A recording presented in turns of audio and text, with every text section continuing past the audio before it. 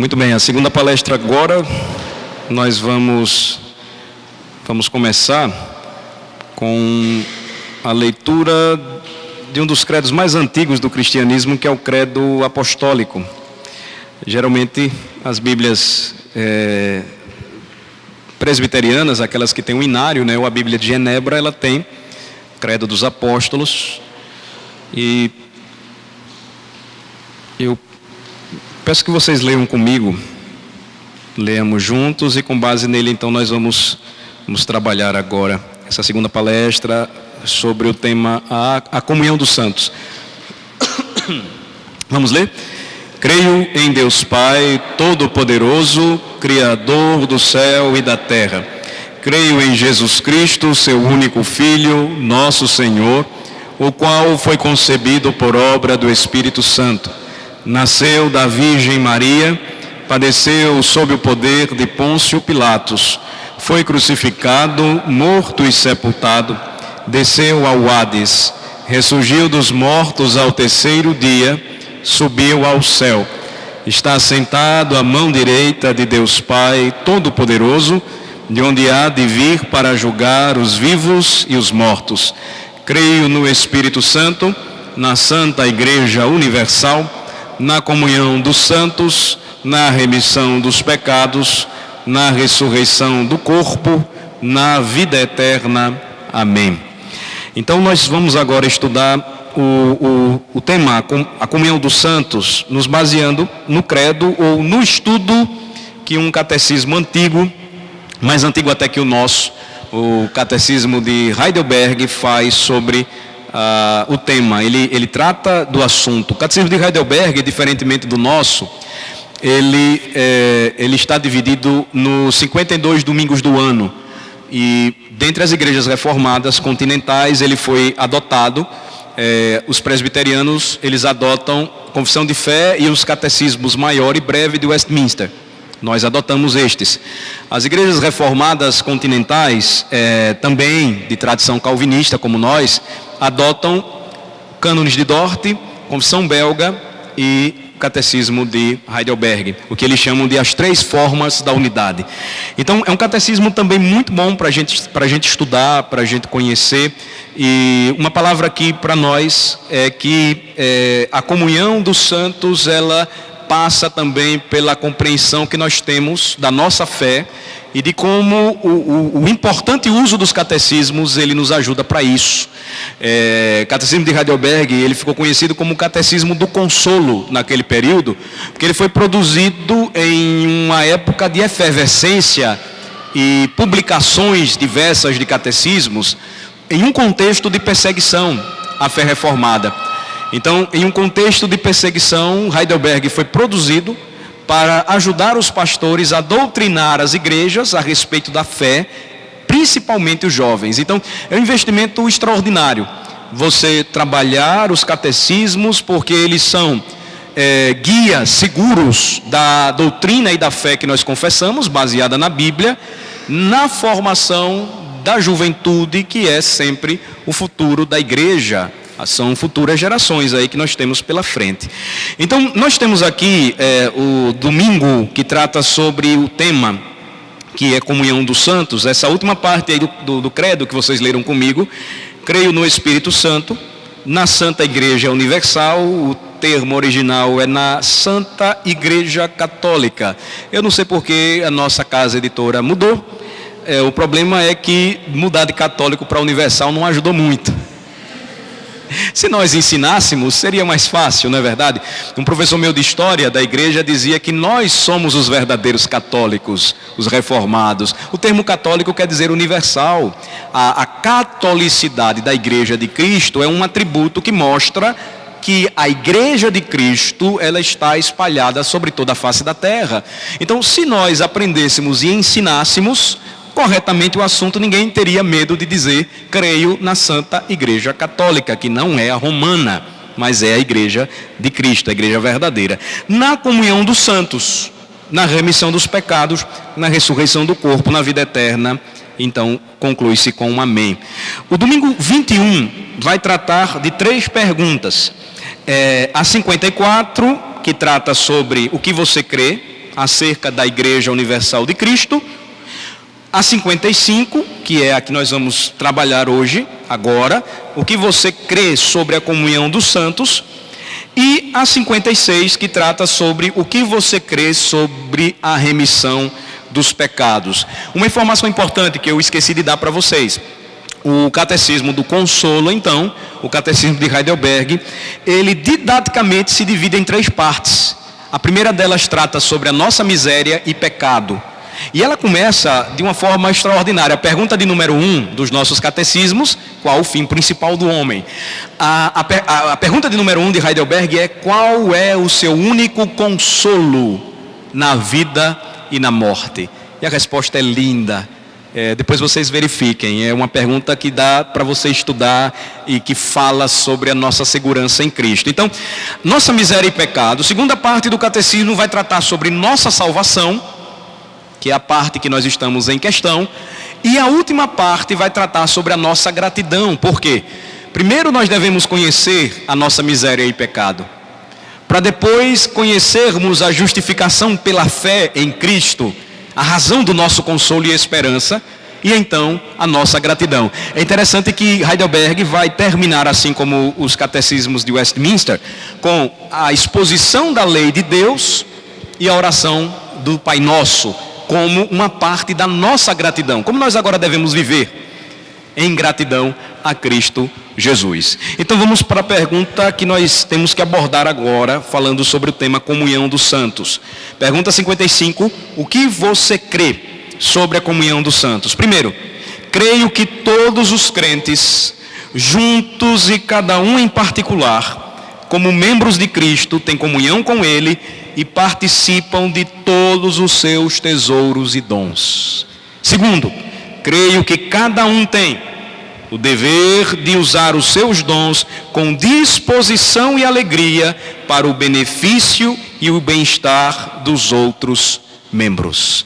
Olhem que o tema comunhão dos santos, meus irmãos amados, vai também abordar, ou vai ser abordado, melhor falando, no Catecismo de Heidelberg. Por que razão?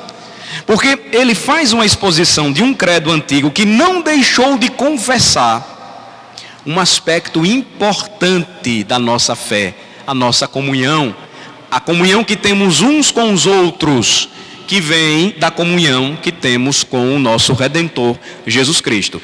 Então, trabalhando aqui o assunto, nós vamos seguir o tema e vamos lembrar juntos aqui que nós não podemos esquecer algumas considerações quando nós abordamos o assunto em questão.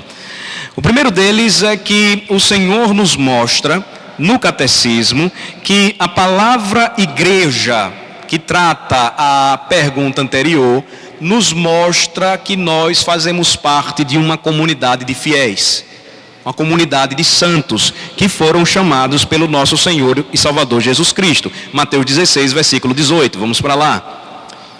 Então, Mateus 16, versículo de número 18.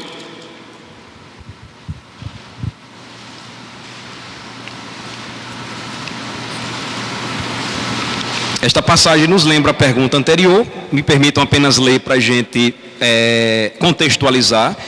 Quando nós afirmamos crer na Santa Igreja Católica Universal de Cristo, o que queremos dizer com isso? Heidelberg responde: creio que o Filho de Deus, desde o começo até o fim do mundo, reúne para si mesmo, de entre todo o gênero humano, uma igreja eleita para a vida eterna, a qual protege e preserva na unidade da verdadeira fé, pelo Espírito e pela palavra. E creio que eu sou e serei para sempre um membro vivo dela. Que linda confissão. Então, quando nós aprendemos o assunto ou tratamos do tema, a Escritura diz que nós não devemos esquecer que a igreja foi ideia de nosso Senhor Jesus Cristo. Por exemplo, você tem Mateus 16 aí aberto. Voltem um pouco comigo para o versículo 13. Na confissão de Pedro, o que é que nós encontramos? Indo Jesus para os lados de Cesareia de Filipe, perguntou a seus discípulos: quem diz o povo ser o Filho do homem? E eles responderam: uns dizem João Batista, outros Elias, e outros Jeremias ou algum dos profetas. Mas vós, continuou ele, quem dizeis que eu sou? Respondendo Simão Pedro, disse, tu és o Cristo, o Filho do Deus vivo. Então Jesus lhe afirmou, bem-aventurado és, Simão Barjonas, porque não foi carne e sangue que te revelaram, mas meu Pai que está nos céus. Também eu te digo, aí tem aqui a confissão de Jesus, né? A afirmação de Jesus. Também eu te digo que tu és Pedro, e sobre esta pedra edificarei a minha igreja, e as portas do inferno não prevalecerão contra ela. Dar-te-ei as chaves do reino dos céus. O que ligares na terra terá sido ligado nos céus, e o que desligares na terra terá sido desligado nos céus. Então advertiu os discípulos de que a ninguém dissessem ser ele o Cristo. Então, a igreja, nós não podemos esquecer, foi ideia de Jesus Cristo. Notem que ele vai falar que através do fundamento dos apóstolos, tendo Jesus Cristo, ele mesmo como a pedra angular, a igreja seria edificada. Mais adiante o apóstolo Paulo vai dizer que a igreja de Cristo foi fundada pelo fundamento ou alicerce dos profetas e dos apóstolos, sendo Cristo a pedra principal, a pedra de fundação. Então a afirmação aqui clara é de que Cristo iria edificar a sua igreja por meio do fundamento apostólico. Pedro representa aqui o colegiado, ele sempre como líder que toma a frente, não como o primeiro papa, não como o vigário de Cristo, que é o Espírito Santo, mas aqui claramente o Senhor Jesus Cristo diz, eu vou edificar a minha igreja por meio deste fundamento apostólico, e as portas do inferno não irão prevalecer contra ela. Heidelberg vai tratar depois da questão do poder das chaves. Se você puder depois estudar, veja como é interessante este tema. Ele mostra que por meio da pregação, o Senhor conferiria à sua igreja o poder de abrir as portas do céu para os pecadores. Por meio da pregação do Evangelho, pela pregação do Evangelho de Jesus, e através da disciplina, as portas então seriam fechadas. É interessante então notar que a pregação traria pecadores para dentro da igreja, desta assembleia, mas também poderia fechar as portas para aqueles que resistissem à pregação. A disciplina fecharia as portas da igreja para pecadores impenitentes, mas também poderia ser aberta quando estes disciplinados, sendo filhos de Deus, fossem então restaurados à comunhão dos santos. Tudo então envolvendo um tema, um assunto que, percebam, tem profundas raízes naquele que fundou a igreja e nos chamou para ser um só corpo. Então, quando você olha também Efésios capítulo 5, vamos ver outro texto aí fundamental, você vai lembrar comigo, em Efésios 5, que a igreja de Cristo é a sua noiva.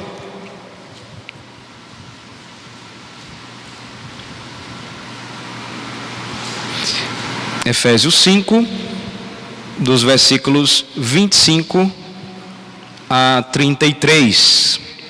Maridos, amai vossa mulher, como também Cristo amou a igreja e a si mesmo se entregou por ela, para que a santificasse, tendo-a purificado por meio da lavagem de água pela palavra.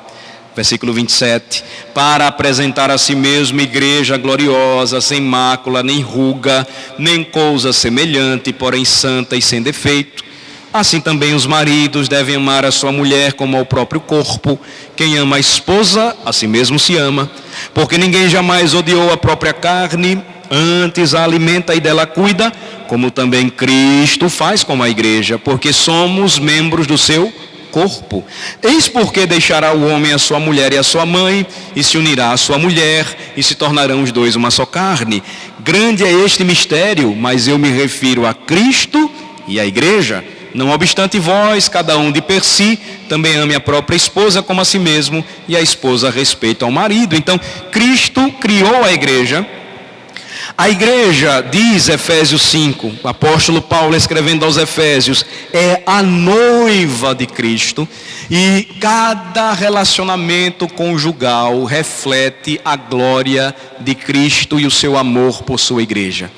Então, percebam, quando cristãos se casam no Senhor, eles refletem a glória e o amor de Cristo por sua igreja, procurando se submeter à vontade de Deus e, em obediência amorosa, seguir os mandamentos de Deus com respeito ao casamento. Vejam que as razões teológicas por trás disso são muito bonitas e ao mesmo tempo sérias. Quando nós celebramos esta unidade no corpo, a mais íntima que é entre casais cristãos, nós refletimos o amor de Cristo por seu povo. Agora você me pergunta, pastor, e lá fora, como é que acontece? Ou casais que entraram em julgo desigual, eles não refletem o relacionamento de Cristo e a sua igreja? Refletem, mas de uma maneira distorcida. Se um homem cristão, por exemplo, não cumpre os termos aqui exigidos por Deus, os mandamentos de amar a mulher, de se entregar por ela, de santificá-la, ele então será uma imagem pobre daquilo que Cristo é, gloriosamente, como marido para a sua noiva.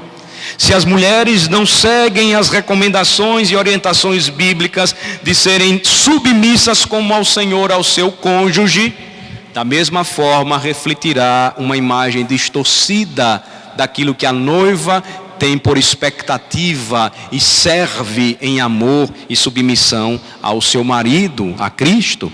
Então, irmãos, notem que a ideia no Novo Testamento a respeito da comunhão dos santos passa por seu Criador, que é Cristo, que promove a comunhão dos santos através da igreja. Então, uma informação aqui para a gente seguir refletindo. Não há, você vai procurar, não há no Novo Testamento cristão sem igreja. Igreja não é o edifício onde a gente se reúne. A igreja é o corpo de Cristo. De forma que, suponhamos, a história mude para o nosso lado. E agora a perseguição, ela se desloca, como na história sempre aconteceu, ela se desloca da região da Ásia, África, continente asiático e africano, e vem para o continente sul-americano. Vamos supor isso, para as Américas, e vem aqui para a região da sul-americana. E aí de repente a gente fica proibido de se reunir aqui, a gente perde o prédio, é confiscado, a gente passa a sofrer perseguição. A igreja não acaba com isso, porque se a gente conseguir ainda se reunir debaixo de uma árvore, debaixo de uma ponte, ou então nas grutas e cavernas da região brasileira, ainda assim a igreja estará lá. Porque não existe crente sem igreja. As últimas pesquisas do IBGE revelaram no Brasil o chamado desigrejado. Já viram isso? Lá na igreja a gente recebeu uma leva de gente desigrejada. Eu perguntei: de onde vocês vêm? Pastor, nós somos desigrejados. Como é isso? A gente se reunia nas casas, não tem pastor, cada um se batizava. Era o samba do crioulo doido. E agora, como é que resolve? Aí eu comecei a instruí-los, mostrando, olha, assim, assim, assim.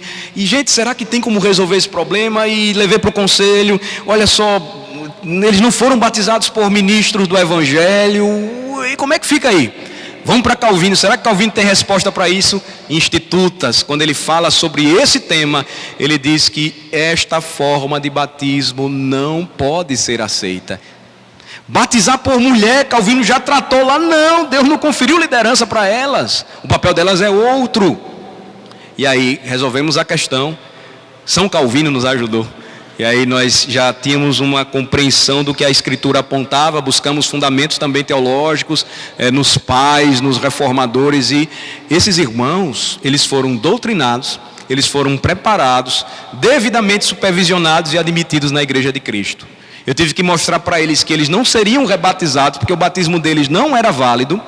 E hoje nós, reformados, precisamos ter até o cuidado quando chega algum jovem, e esse é um fenômeno que está acontecendo, ou de desigrejados, ou de jovens que têm contato com mensagens na internet e começam a procurar nas suas cidades uma igreja onde o evangelho é pregado, buscando supervisão. Agora a pergunta que a gente tem que fazer é: meu filho, quem batizou você? Porque às vezes eles vêm de uma igreja onde o ministério é pastor e pastora. Aí eu pergunto logo, foi uma pastora que ele batizou? Não, pastor, foi um pastor. Aí eu fico mais aliviado, porque se for pastor aí tem que preparar e dizer, meu filho, infelizmente seu batismo não vale. Você nunca foi batizado de verdade. Então, o que eu quero dizer com isso? Esse fenômeno não é só em Aracaju, eu acredito que está acontecendo aqui também, em outras partes do Brasil. Um número de gente que se diz cristão, mas não vai para a igreja. Ele dá o dízimo pelo telefone, envia a palavra amém. E ele assiste culto pela televisão. Lá a gente tem um recurso de transmitir pela internet ao vivo. Mas com que objetivo? Disseminar o evangelho e assistir pessoas idosas, enfermas, que não podem estar conosco na igreja. Mas nunca encorajamos o cristão a ficar em casa e perder o privilégio de estar congregando com o povo de Deus. Então, esse fenômeno tem crescido muito e você não vai encontrar no Novo Testamento verdadeira comunhão sendo crente em casa sozinho. Você não vai encontrar no Novo Testamento a figura do cristão eremita, o cara que vive isolado, separado de todo mundo e que se deixa cristão. Ele vai deixar a barba dele crescer e aí ele vai envelhecer, ele vai andar com um cajadinho. Eu não estou ainda no caminho do eremita não, mas o que é que vai acontecer? Eles vão abandonar tudo. A Bíblia não diz isso. A Bíblia mostra, e vocês já leram em Atos 2 comigo, que o Senhor acrescentava diariamente o número daqueles que iam sendo salvos. De que forma? Eles viam o dia a dia da igreja, o trabalho da igreja, o ministério dos apóstolos, e assim a igreja ia crescendo. As pessoas eram vistas como o corpo visível de Cristo Jesus. Então, nós não podemos negligenciar o que acabamos de ler no Credo dos Apóstolos e começamos a confirmar a sua doutrina com o que a Bíblia diz. Porque quando o credo diz, creio em Deus o Pai, creio em Jesus Cristo, seu único Filho, creio no Espírito Santo, creio na igreja, todas estas afirmações, elas são extremamente importantes. Comunhão dos santos e ser igreja também o é. E por que muitas vezes nós então desprezamos? Não deveríamos fazer isso, não é verdade? A palavra grega para igreja, que é eclesia, fala dessa assembleia, fala dessa grande reunião, fala desse ajuntamento. E aqui, considerem comigo, a palavra de Deus nos mostra que crer em um só batismo, crer em um só Senhor, crer em um só corpo, aponta para uma unidade na catolicidade. O Evangelho então aponta para uma realidade da igreja que é contracultural. Os valores do Evangelho sempre contrariam a cultura de uma localidade, a cultura de uma região. Ele sempre vai apresentar aquilo que nós devemos fazer, independentemente do que aprendemos. Recentemente, uma das mais novas alunas que eu tenho de catecismo, ela tem 87 anos de idade. Ela não tem condições de ir à igreja pela manhã, só vai à noite. Eu vou na casa dela ensinar catecismo. O maior temor dela é abandonar a tradição daquilo que ela recebeu dos pais. Ela diz, pastor, eu tenho tudo aquilo que eu aprendi, eu tenho medo de deixar isso. Será que eu estou certa? Eu abro a Bíblia para ela mais uma vez e mostro, o Evangelho ele está acima de tudo aquilo que nós possamos ter recebido ou construído em nossa família ou cultura, mas que contraria aquilo que Cristo exige de nós. O ser igreja, ser uma igreja una, apostólica e católica. Nós acreditamos nisso. E esta compreensão, ou esta crença, meus queridos irmãos, aponta então para a sua unidade. Vejam só, temos passagens bíblicas específicas aqui que eu queria observar com vocês. Primeira delas, Romanos capítulo 8, falando sobre unidade, que estas passagens elas nos ensinam a afirmação baseada no credo dos apóstolos, que é um testemunho do que nós cremos na Bíblia, obviamente, né? Então, quando nós afirmamos que a nossa crença bíblica é de que existe uma unidade dos crentes, que são a igreja de Cristo, primeiro nós afirmamos que cremos que todos os crentes juntos e cada um em particular, como membros de Cristo, têm comunhão com Ele e participam de todos os seus tesouros e dons. Então você tem Romanos capítulo 8, versículo 31 e 32. O versículo 32 é o versículo chave para a gente aí.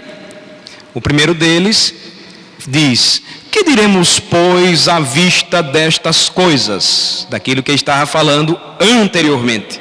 Se Deus é por nós, quem será contra nós? Se Deus nos escolheu antes da fundação do mundo, se a nossa eleição foi incondicional, se nós fomos chamados, justificados, glorificados nele, quem será contra nós? Versículo 32 então continua: aquele que não poupou o seu próprio filho, antes por todos nós o entregou, porventura não nos dará graciosamente com ele todas as coisas? Heidelberg usa este versículo para afirmar que, como membros da Igreja de Cristo, unidos a Ele, temos comunhão com Ele, o nosso Redentor, e recebemos dele tesouros e dons. Ele não nos dará graciosamente com Ele todas as coisas.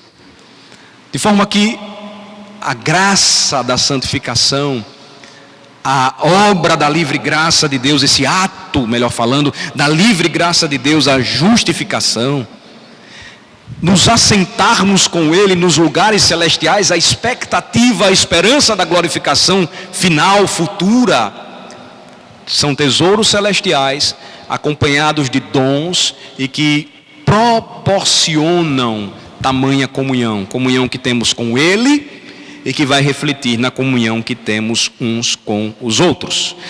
1 Coríntios capítulo 6, vamos para lá. Em 1 Coríntios capítulo 6,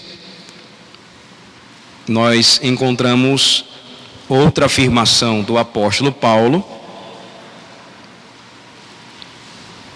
no versículo de número 17. No versículo de número 17, entendendo o contexto, o apóstolo Paulo está tratando de problemas relacionados a pecados praticados pelos coríntios. O problema doutrinário surge na igreja, que está minando a unidade deles, porque eles não estavam observando a palavra de Cristo e se ufanando, ou seja, se orgulhando dos dons que aconteciam ou eram manifestos na igreja. Egoisticamente eles manifestavam isso. E aí, quando Paulo trata dessas questões, a partir do versículo 12, volta um pouquinho, ele diz: todas as coisas me são lícitas, mas nem todas convêm. Todas as coisas me são lícitas, mas eu não me deixarei dominar por nenhuma delas. Os alimentos são para o estômago e o estômago para os alimentos. Mas Deus destruirá tanto estes como aquele. Porém, o corpo não é para a impureza, mas para o Senhor, e o Senhor para o corpo. Então, a nossa união com Cristo, a nossa comunhão com Ele, nos aponta para isso. Deus ressuscitou o Senhor e também nos ressuscitará a nós pelo seu poder. Não sabeis que os vossos corpos são membros de Cristo? E eu, porventura, tomaria os membros de Cristo e os faria membros de meretriz? Absolutamente não. Ou não sabeis que o homem que se une à prostituta forma um só corpo com ela? Porque, como se disse, eram os dois uma só carne. Aí versículo 17, que é o chave para entender a pergunta de Heidelberg, diz: mas aquele que se une ao Senhor é um espírito com Ele. Por que então devemos fugir da impureza, da imoralidade, ou entender a razão por que nós comemos e bebemos diante do Senhor e para a glória do Senhor? Por quê? Porque nós somos um com Ele. Porque o nosso espírito está unido a Ele. O apóstolo vai dizer que nós somos templo, morada do Espírito Santo. De forma que, quando eu afirmo crer na unidade dos santos, na comunhão dos santos, eu estou afirmando biblicamente, como membro de Cristo, que tenho comunhão com Ele, que estou unido a Ele. Capítulo 12 ainda da mesma carta. Andem um pouquinho mais comigo. Capítulo 12, do versículo 4 em diante, até o versículo 7.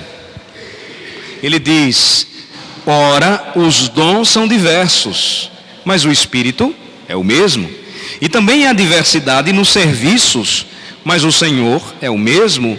E há diversidade nas realizações, mas o mesmo Deus é quem opera tudo em todos. A manifestação do Espírito é concedida a cada um visando a um fim proveitoso. Então, a ênfase é: o Espírito é quem dá, o Espírito é o mesmo, Deus é o mesmo, e nós em Cristo participamos em comunhão com Ele e somos beneficiados com dons.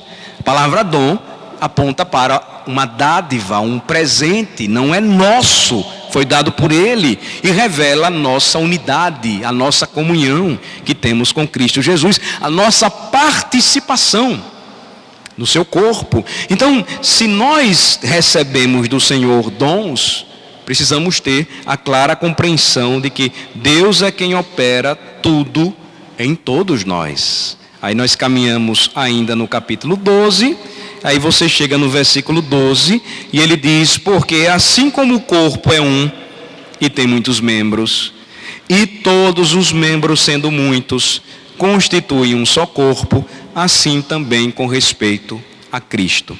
Pois em um só Espírito, todos nós fomos batizados em um corpo, quer judeus, quer gregos, quer escravos, quer livres, e a todos nós foi dado beber de um só Espírito. Paulo usa por mais de uma vez a figura do corpo humano, tomando a sua anatomia para mostrar a nossa união espiritual com Cristo, a comunhão que temos com Ele. Então, sem Cristo não há verdadeira comunhão e unidade.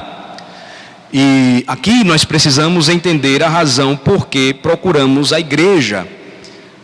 Por que nós vamos à igreja? E entenda a igreja como esse ajuntamento solene dos crentes. Para que você vai à igreja? Por que você faz parte da igreja? O que é igreja para você? Parece besteira, porque a gente costuma ouvir a palavra igreja e cresce na igreja, ou vem para a igreja, e se esquece daquilo que está por trás de tudo isso, a doutrina importante sobre o assunto. Igreja envolve a união e a comunhão que nós temos com o Senhor. Sendo Ele a cabeça do corpo, e nós os membros, agindo nós em favor da cabeça, ou do cabeça, e dispondo os nossos membros para a sua glória. Os tesouros e os dons não nos pertencem, são dados por Deus para o serviço dos santos. Então, nós temos estas passagens aqui específicas, e aí uma mais que eu gostaria de ver com vocês, voltando para Romanos, vamos para o capítulo 12. Em Romanos 12, você então tem comigo, versículo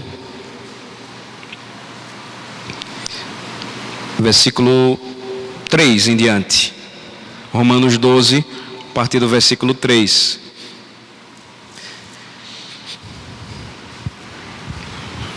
Como vocês estão estudando a carta aos Romanos aqui na igreja, a compreensão você já tem mais clara. Alguns irmãos não estão, mas já tiveram contato. O texto específico aqui reforça esta afirmação do credo apostólico, de que cremos na comunhão dos santos, porque pela graça que me foi dada, digo a cada um dentre vós que não pense de si mesmo além do que convém. Antes, pense com moderação, segundo a medida da fé que Deus repartiu a cada um.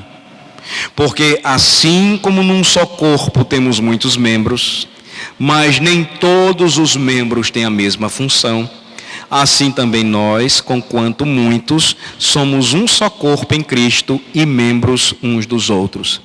Tendo, porém, diferentes dons, segundo a graça que nos foi dada. Se profecia, seja segundo a proporção da fé. Se ministério, dediquemo-nos ao ministério. Ou o que ensina, esmere-se no fazê-lo. Ou o que exorta, faça-o com dedicação.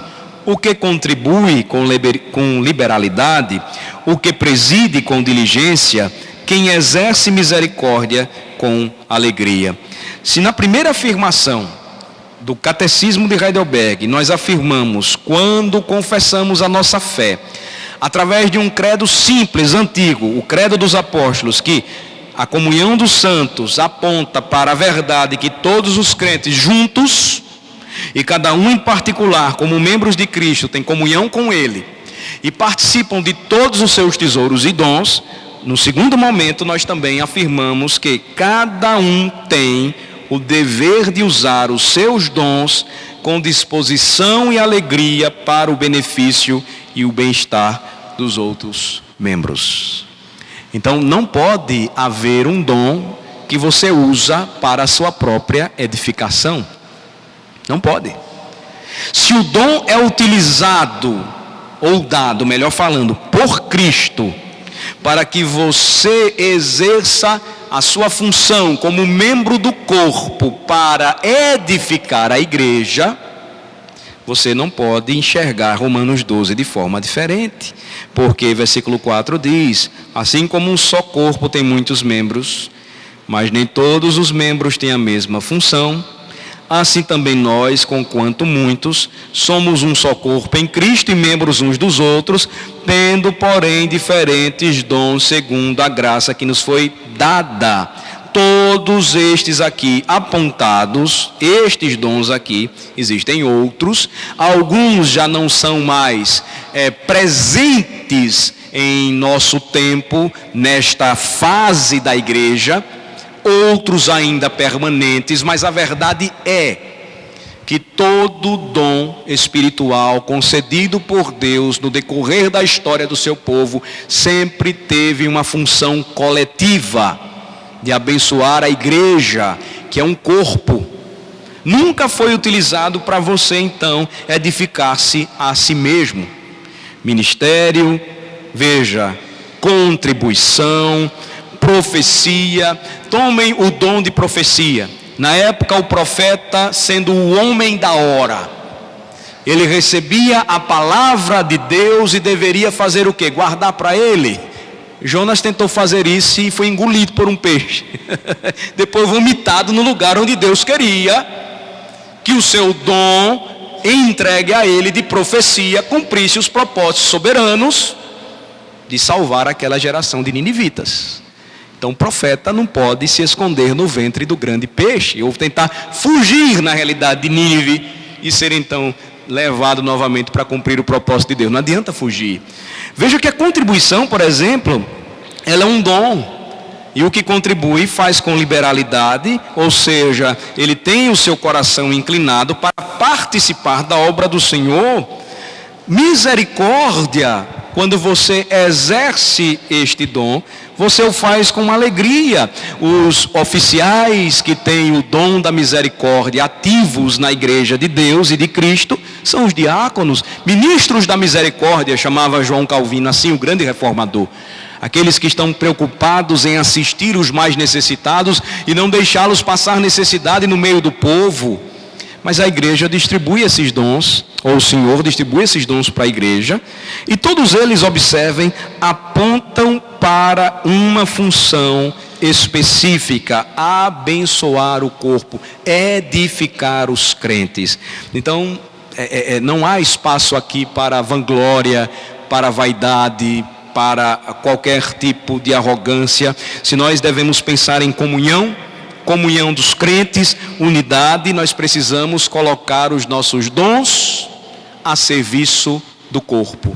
Não há outra escapatória. Você precisa ter essa consciência. Você não pode. Já pensaram se o pastor de vocês decidisse: hoje eu não vou para a igreja, eu vou pregar para mim mesmo, vou ficar deitado na cama, vou ler meu sermão. Ele não recebeu o dom para pregar, para ficar deitado lendo o sermão dele, pregando para si. Ele foi chamado para pregar ao povo, para anunciar o desígnio de Deus. É a responsabilidade do comissionamento dele. Não pode fugir dessa obrigação. Então, olhem como é interessante quando a gente pensa biblicamente sobre esse assunto.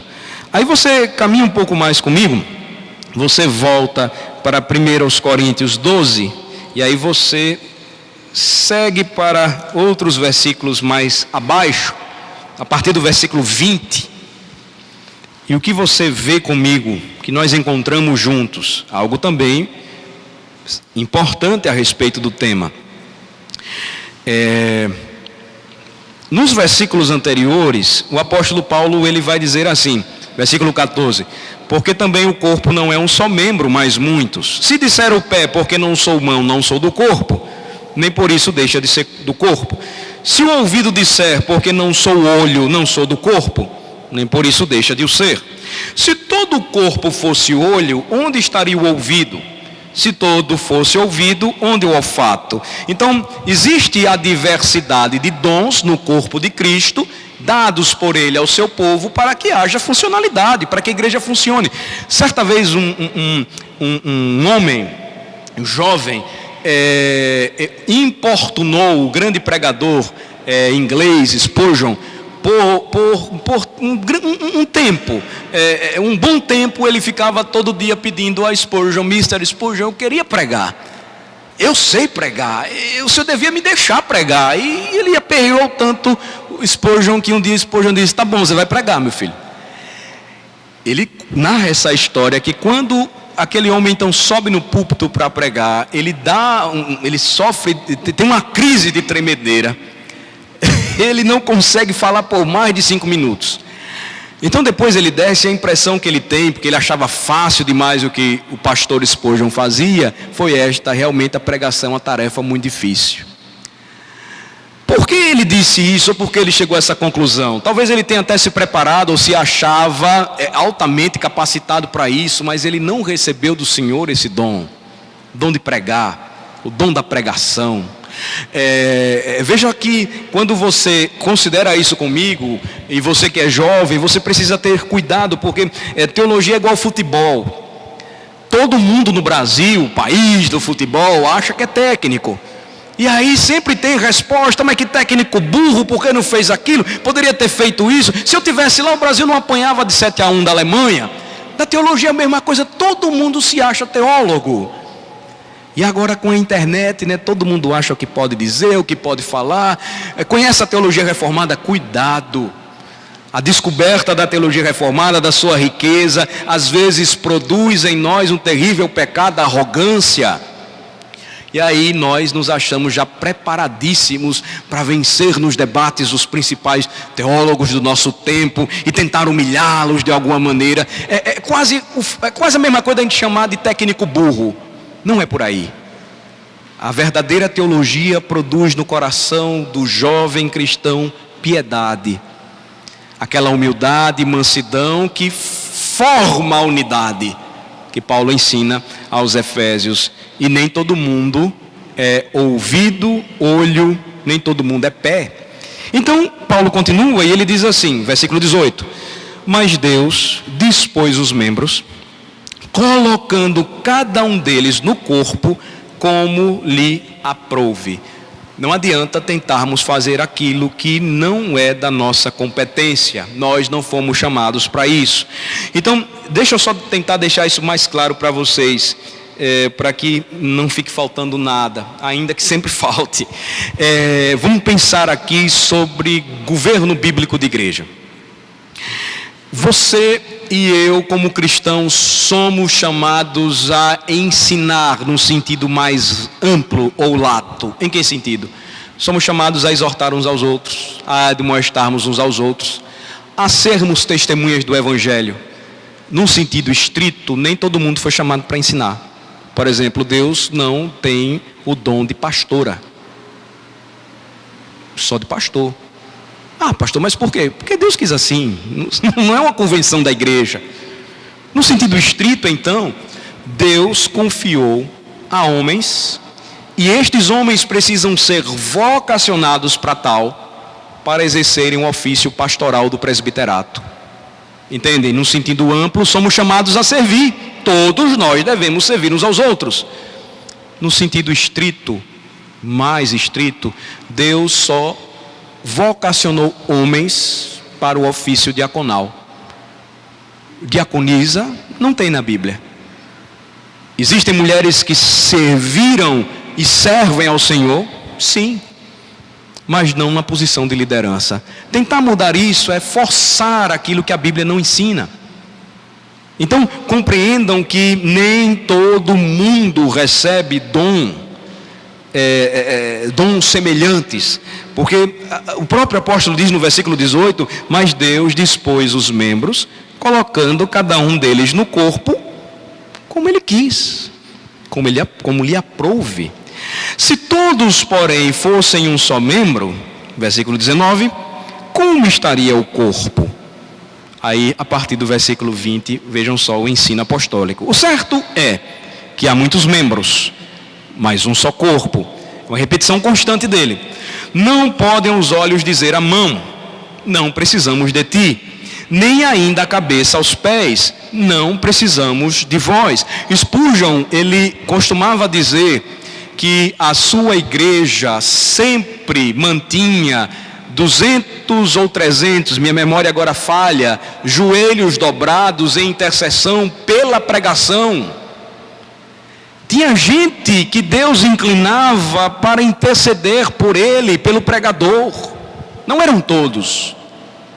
Nós sempre temos na igreja pessoas que sempre têm o seu coração inclinado para orar e interceder por seus pregadores, pelos missionários, pelos membros da igreja. Todos devemos orar, mas nós sabemos que outras pessoas da igreja, irmãos como nós, irmãos nossos, são inclinados para isso. Então, não podemos dizer, os olhos não podem dizer à mão, versículo 21, nós não precisamos de ti, nem ainda a cabeça aos pés, eu não preciso de vós.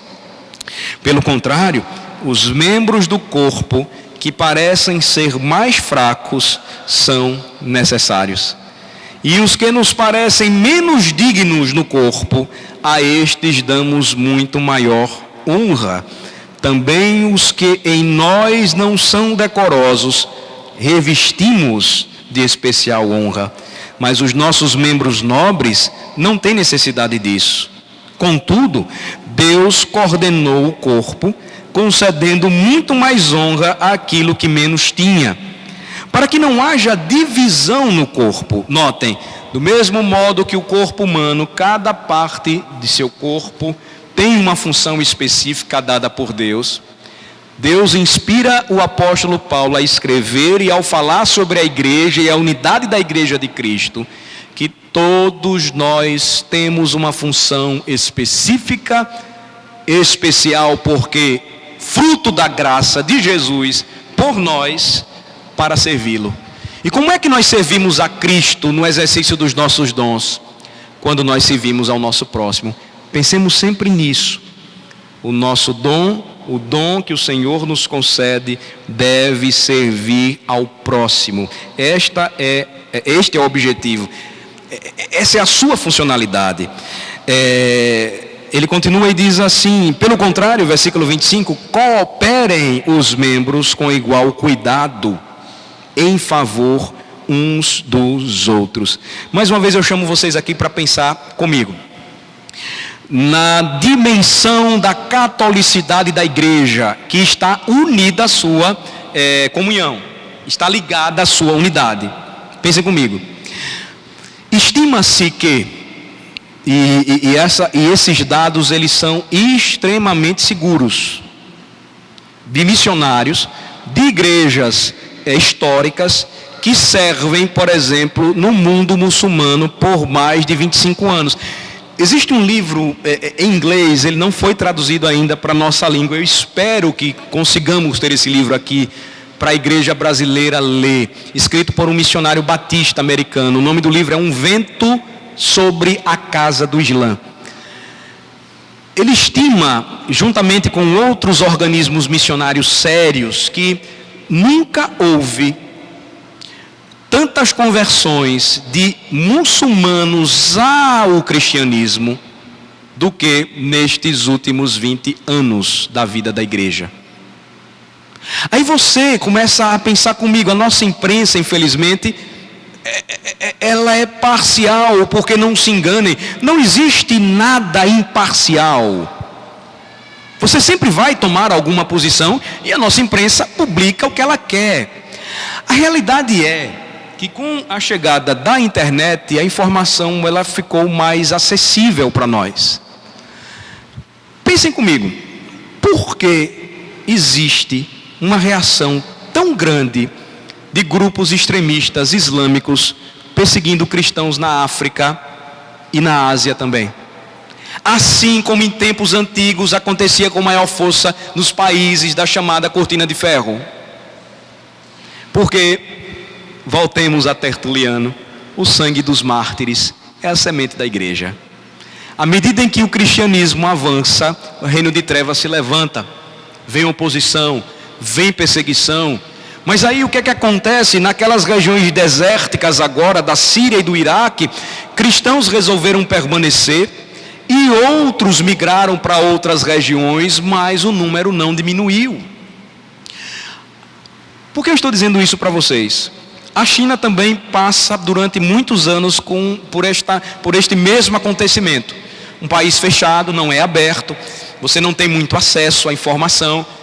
A igreja estatizada lá é semelhante à igreja presbiteriana em Cuba, a igreja histórica presbiteriana em Cuba, mais antiga que a nossa, é uma vergonha.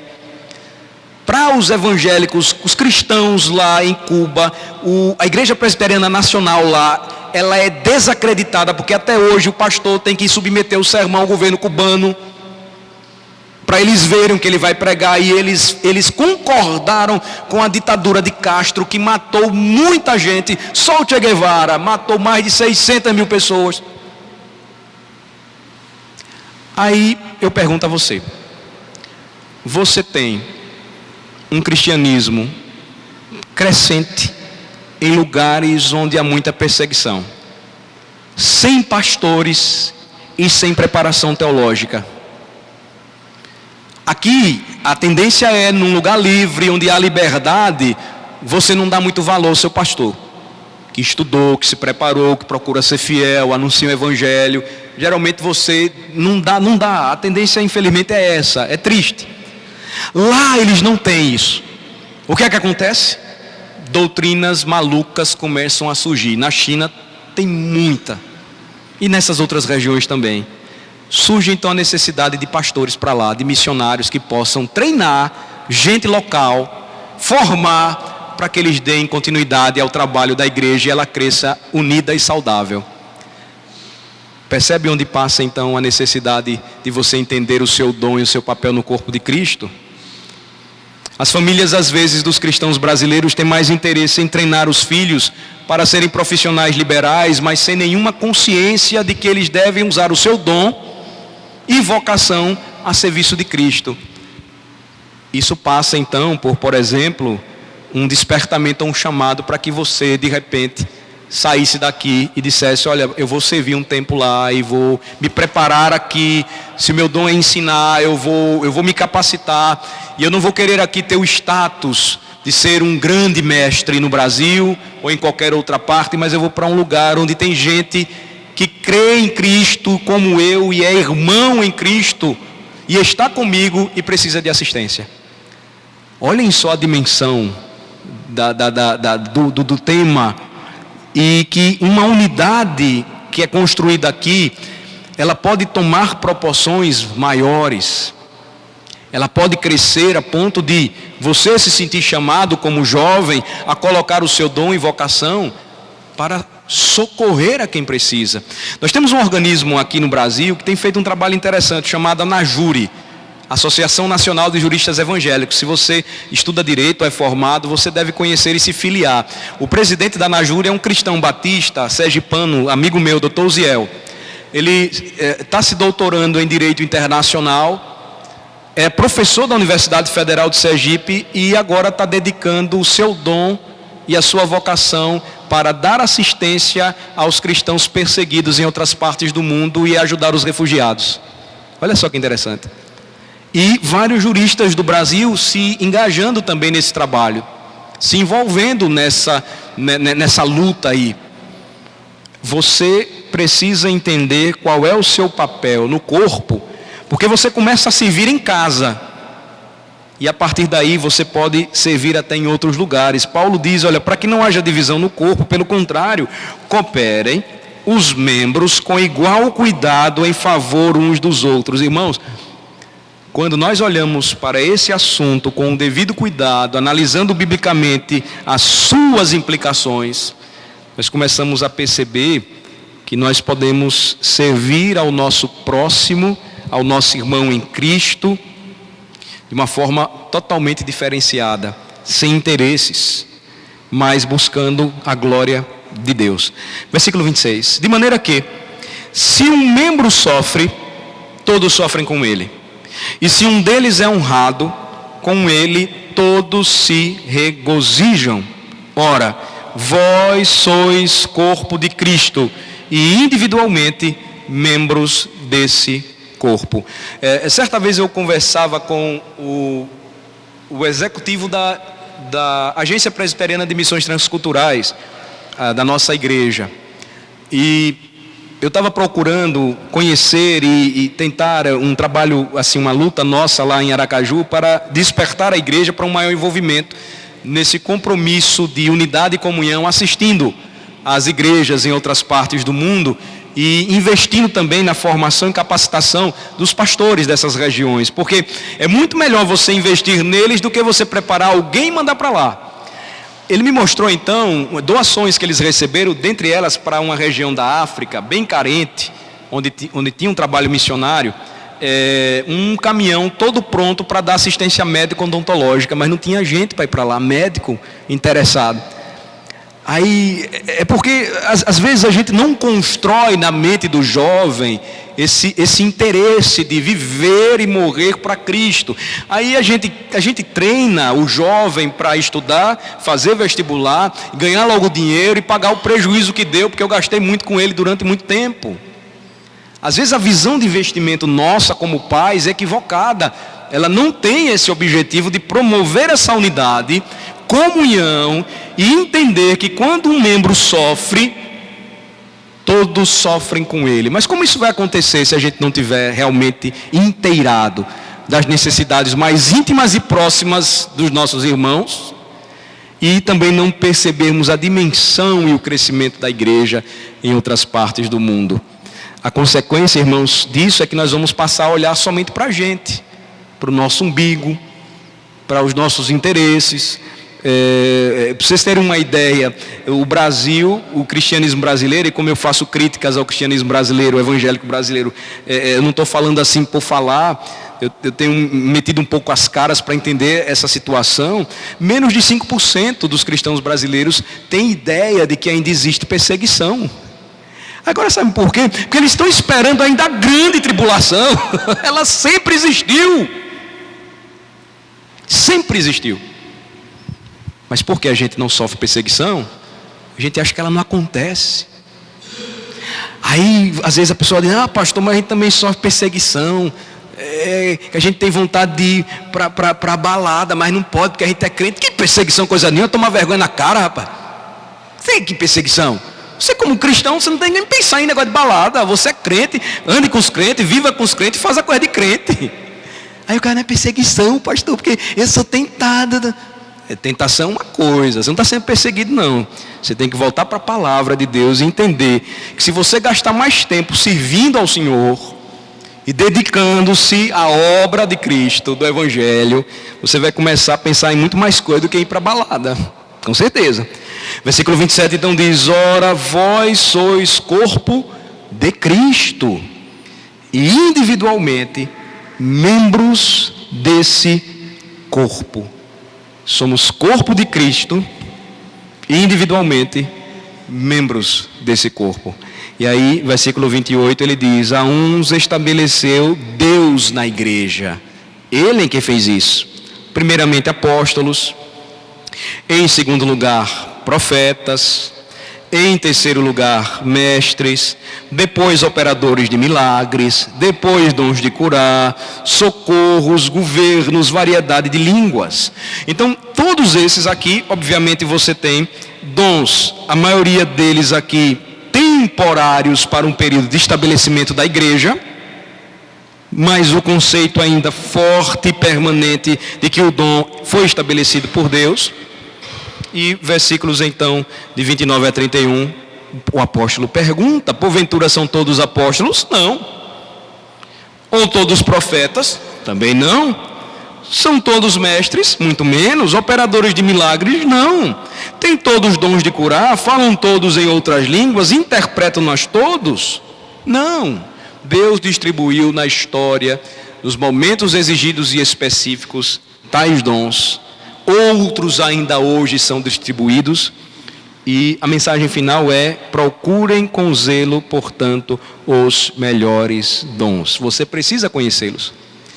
Entender, porque se você não entende, aí você diz: não, eu acho que eu sou apóstolo. E aí você vai começar a querer agir como um apóstolo. E eu lembro de um professor meu de teologia, ele hoje não está mais na IPB, e ele gostava assim de fazer algumas afirmações absurdas, e ele diz: não, porque é para hoje ainda. Eu disse: é para hoje, pastor? É para hoje. Tudo bem, pastor. Mas eu falei de uma forma respeitosa, não estava discutindo com ele, mas não, na forma respeitosa. Ele disse: então, pastor, amanhã na aula de teologia, eu vou trazer para o senhor um copo de veneno e uma serpentinha para picar o senhor. Ele: mas Alan, você está pegando pesado. Mas os apóstolos passaram por isso e não morreram. O senhor não disse que dom de apóstolo é para hoje também? Não é, não foi para todo mundo. Como curar ou como operar milagres, teve o seu tempo específico na história, a igreja sendo fundada, os fundamentos sendo lançados. Mas, por exemplo, socorrer ainda hoje, somos chamados a isso. Governar, o governo sempre permaneceu, os apóstolos didaticamente ensinando e preparando os seus substitutos, os presbíteros. A Bíblia mostra, eles mandaram a igreja eleger seus presbíteros. Por quê? Porque esses presbíteros iriam substituí-los, eles não iam ficar para sempre, e estes presbíteros não carregariam tais dons. Não há evidência disso, nem na Bíblia, nem na história. Então, tudo tendo o seu tempo, a sua função, e com igual cuidado, segundo o ensino apostólico, era para favorecer uns aos outros. Aí tem um indivíduo hoje que diz que canta em línguas. Não sei se vocês já viram essa faceta. Ele canta no violão e você não entende nada. Não é uma língua inteligível como naquele tempo. E ainda tem gente que se aventura a interpretar aquela louca língua que ele afirma falar, que nem é língua de bebê, que eu nunca vi. Qual a função daquilo tudo? Nenhuma. A edificação que era promovida naquele tempo era revelar o que estava sendo registrado, com a função específica de edificar a igreja. E uma vez tendo nós a palavra do Senhor, nós precisamos pensar claramente naquilo que nós estamos lendo e o que está diante de nós. Deus fala ao seu povo através da sua palavra. Você quer ouvir Deus falar? Leia a palavra. E você então vai conhecendo aquilo que ele quis registrar para que a unidade do corpo de Cristo ela fosse possível. Então, ainda analisando a passagem lida, o assunto em questão, vamos para Filipenses capítulo 2. Em Filipenses, o que temos a partir do versículo de número 1. Então, cada um tem o dever de usar os seus dons com disposição e alegria para o benefício e o bem-estar dos outros membros. Ou seja, não é para o meu benefício, mas para beneficiar os outros membros. Então, a partir do versículo 1, Filipenses 2, nos diz a palavra de Deus: se há, pois, alguma exortação em Cristo, alguma consolação de amor, se há entranhados afetos e misericórdias, completai a minha alegria, de modo que penseis a mesma coisa, tenhais o mesmo amor, sejais unidos de alma, tendo o mesmo sentimento. Veja, apontando sempre para a unidade. Não façais por partidarismo ou vanglória, mas por humildade. O que a gente ouve muito, principalmente na igreja presbiteriana: eu sou a 4ª geração de presbiterianos. Minha família fundou essa igreja. Eu não sou de origem presbiteriana nem evangélica. Eu fui arrancado do ranço terrível do catolicismo romano. E é comum eu ouvir aquela velha história: ah, você é de que família? Eu disse: da minha mesmo. de linhagem sacerdotal presbiteriana. Essa história, conversa fiada. A palavra de Deus diz: não faça nada por partidarismo ou vanglória, mas por humildade, considerando cada um os outros superiores a si mesmo. Não tenha cada um em vista o que é propriamente seu, senão também cada qual o que é dos outros. Ou seja, sempre o interesse em ajudar o próximo, em ser, como membro do corpo de Cristo, uma bênção para o seu irmão, porque o Senhor lhe abençoou com toda a sorte de bênção espiritual em Cristo. Você então deve servir ao seu próximo. E aí veja um exemplo para nós: tende em vós o mesmo sentimento que houve também em Cristo Jesus. Pois ele, subsistindo em forma de Deus, não julgou como usurpação o ser igual a Deus. Antes a si mesmo se humilhou, assumindo a si mesmo se esvaziou, assumindo a forma de servo, tornando-se em semelhança de homens e reconhecido em figura humana, a si mesmo se humilhou, tornando-se obediente até a morte e morte de cruz. Pelo que também Deus o exaltou sobremaneira e lhe deu o nome que está acima de todo nome, para que ao nome de Jesus se dobre todo o joelho, nos céus, na terra e debaixo da terra, e toda língua confesse que Jesus Cristo é Senhor, para a glória de Deus Pai. Ou seja, devemos ter o mesmo sentimento que houve também em Cristo Jesus, o nosso Redentor. Se fez homem, encarnou no tempo e na história para ser o nosso Redentor. O Rei dos Reis e Senhor dos Senhores se humilha por seu povo, profeta, sacerdote e rei, para poder então nos dar vida nova, para nos fazer nova criação, para que pudéssemos então caminhar com Ele, para Ele e por Ele.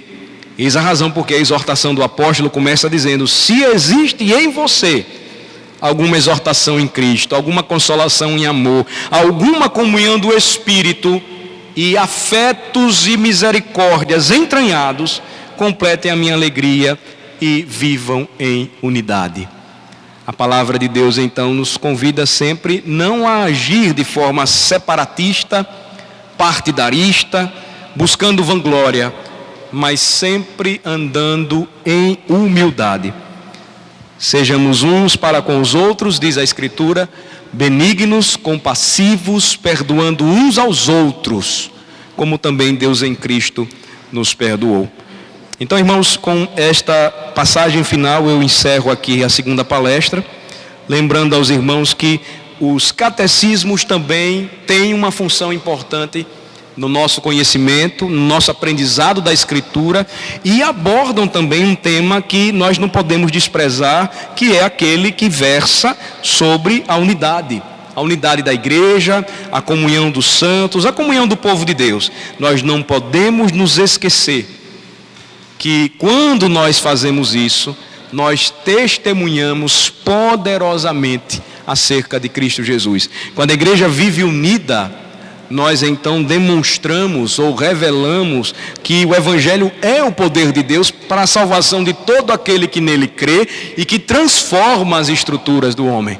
Que o Evangelho muda radicalmente a vida do homem. Nós não podemos ser conhecidos como aqueles que promovem divisões. Tristemente, a nossa igreja, lá em Aracaju, é a igreja mais antiga da capital, completa esse ano 115 anos. Mas as duas igrejas que surgem, inicialmente delas, são frutos de divisão. Não foi divisão doutrinária, divisão por conta de busca por vanglória e humildade. Na segunda divisão que aconteceu na década de 50, os ainda vivos contam que foi algo terrível. Em uma assembleia da igreja, ainda no antigo bondinho, passava na frente da igreja, que é no centro, o povo pulava e corria: veja, vamos lá ver, os protestantes estão brigando. E isso não somente aconteceu em Aracaju, aconteceu em tantas outras igrejas, e tem acontecido.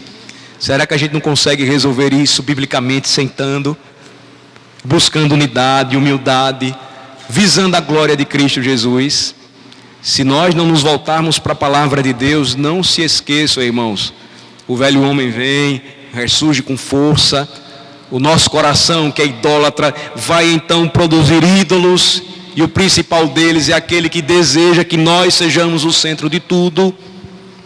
E aí a palavra serviço ou dom espiritual, ela vai para bem longe, porque nós sempre vamos procurar apenas aquilo que é segundo os nossos interesses. Não se esqueçam, jovens, não tenha cada um em vista o que é propriamente seu, senão também cada qual o que é dos outros. Se você não começar a exercitar isso agora, você não vai estar pronto para depois viver aquela comunhão mais íntima que se desfruta no casamento. Por quê? Porque você vai continuar pensando apenas no seu umbigo. Você não vai buscar servir. E aí o rapaz vai servir a mulher, a esposa. Depois ele vai perceber que ele vai servir a esposa e aos filhos. Se ele não tiver essa consciência, ele vai caminhar egoísta, ele vai viver egoísta, e ele não vai compreender o que é chamado e vocação para ele, como homem de Deus. A jovem, a mesma coisa, vai entrar no casamento egoísta, vai caminhar assim e nada vai dar certo. Porque sempre o chamado cristão para a vida em comunhão, família, igreja, relacionamentos, pai, filho, cônjuges, irmãos, amigos, visa unidade, visa a glória do Cristo que tem comunhão com a gente e que nos chama a termos comunhão uns com os outros. Vamos orar. Obrigado, Senhor, porque continuamos juntos.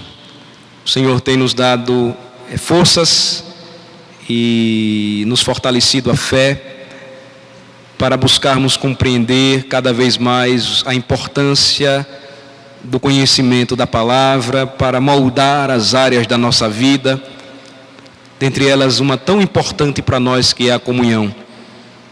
Quando afirmamos crer na comunhão dos santos, quantas verdades bíblicas são afirmadas por nós.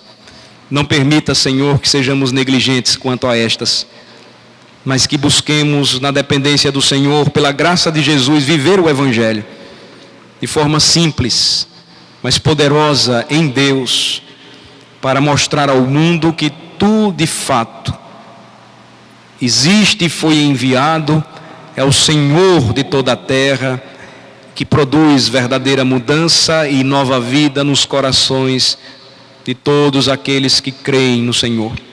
Abençoa-nos, ó Deus, e ajuda-nos, moldando-nos, porque somos imperfeitos, pecadores.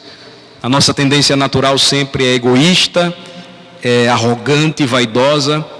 Produz em nós, ó Senhor, humildade, produz em nós um espírito de serviço ao nosso irmão, ao nosso próximo, de buscar exercer misericórdia, de colocar o nosso dom ao serviço do corpo, aquele que está mais próximo a nós, mas também aqueles que em outras partes do mundo necessitam do auxílio, da oração, do socorro, da parte da igreja que caminha livre.